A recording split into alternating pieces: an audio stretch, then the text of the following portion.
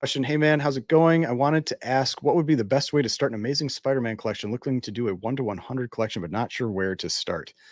I mean, right now, I would say you probably, well, I don't know what your budget is. So we'll start with that. I don't know what your budget is, but generally, I'm still seeing a lot of the Spider-Man books dropping in price. So I would be patient, especially for like the big keys. I would, you be patient on the big keys, and maybe start targeting some of the other books like later on in the run and trying to get them raw. If you're just, it depends what your goal is. Like if you're trying to put together some high grade run, then that's a different story than if you just want to have 1 through 100. And so if you just want to have 1 through 100, you could focus on getting a lot of those books knocked out for 20, 30 bucks, even less in some cases. I mean, I had a collection I bought that I sold, I think like 15 issues or 10 ish, 12 issues under 100 for like $200 or something, less than $20 a piece because they were lower grade. They were like in the 2 range to 4 range. And so you can knock out a lot of that stuff pretty quickly or pretty easily just by, not necessarily quickly, but easily by either search around eBay, going to shops, going to shows, that kind of thing.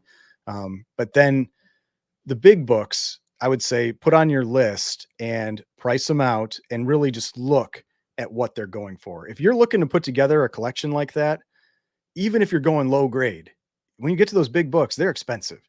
And so if you don't have a pricing service, whether that's GPA or Go Collect, go get one. You are only doing yourself a disservice if you don't do that. And so get one, learn how to price books, just look at enough stuff, get a general idea what they're going for. You don't have to like spend hours and hours necessarily doing it, but just get a general idea what they're going for, figure out what grade you want to go for, and then just stick to that and wait until the opportunity comes up for a book that goes in that price range that you're looking for. And then you just buy it. That's what I would say. Like these are books that are common enough that you don't have to make yourself buy it.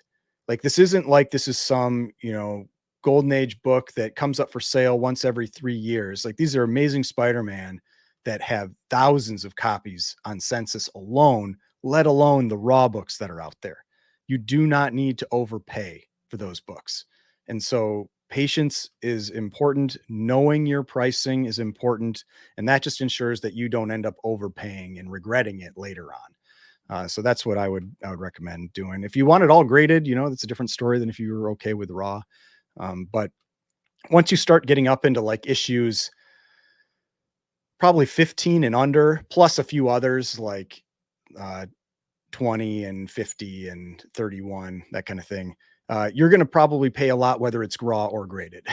You're not getting a steal on like ASM 1 or ASM 3 or 14 or, that like those big first appearances, you're going to pay a lot of money. Like you're going to pay thousands of dollars or at least $1,000 for a lot of them.